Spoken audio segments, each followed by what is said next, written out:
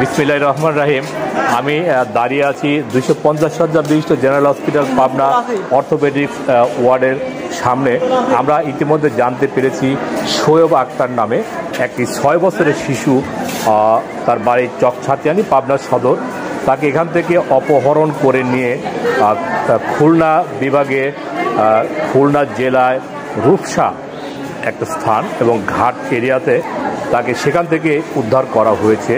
তো আমরা আসলে জানবো যে ওইখানে বাচ্চাটা কি অবস্থায় তারা পেয়েছে। বিসমিল্লাহির রহমানির রহিম। যে আসলে এই বাচ্চাটা আজকে থেকে প্রায় আপনার 6 মাস আগে অপহৃত হয় পাবনা থেকে, চকছাতিয়ানি থেকে।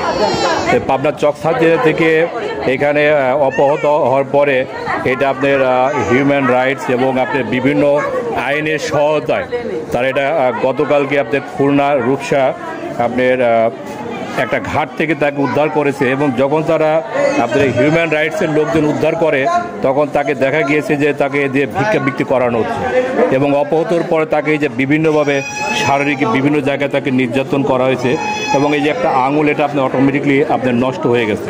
তো এই পেশেন্টটা গতকালকে আপনার পাবনা সদর হসপিটালে রাত্রি আপনার 2 ঘটিকায় ভর্তি হয়। তো ভর্তি হওয়ার পরে তার আপনার যথাযথ চিকিৎসা চলছে, উন্নত চিকিৎসার জন্য।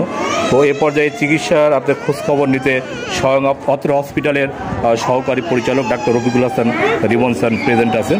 তো স্যারকে কিছু বলার জন্য অনুরোধ করছি। আচ্ছা, এইটা আসলে তো খুবই দুঃখজনক বিষয় এবং আমাদের চিন্তার অতীত একটা বিষয়। বাচ্চাটাকে যেভাবে দেখছি যে তার একটা আঙ্গুল নষ্ট করা হয়েছে এবং সারা গায়ে অসংখ্য কামড়ের দাগ এবং ছেলেটার পেট ফুলে গেছে এবং শরীর একেবারে ইমাসিয়েটেড, শুকিয়ে গেছে। তো এইটা আইনের কাজ, আইন সংক্রান্ত যে বাহিনী আছে এবং মানবাধিকার কর্মীরা আছে ওনারা দেখবেন। আমরা আমাদের পক্ষ থেকে ইনশাল্লাহ এই বাচ্চাকে সর্বোচ্চ চিকিৎসা সেবা দেওয়ার চেষ্টা করব।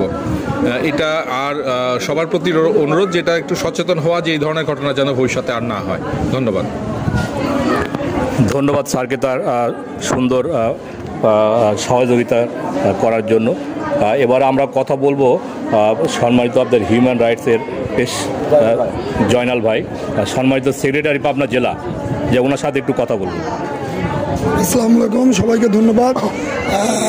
গত 7 মাস আগে বাচ্চাটা কিডন্যাপ হয়। আমরা গত 6 মাস আগে আমরা অভিযোগ পাই। অভিযোগ পাওয়ার ভিত্তিতে আমরা প্রশাসনের সাথে সার্বিক যোগাযোগ রাখি। যোগাযোগ রাখার এক পর্যায়ে আমরা বিভিন্নভাবে তাকে ধরার চেষ্টা করি, কিন্তু তাদেরকে মোবাইলে ট্যাগ করে এক এক সময়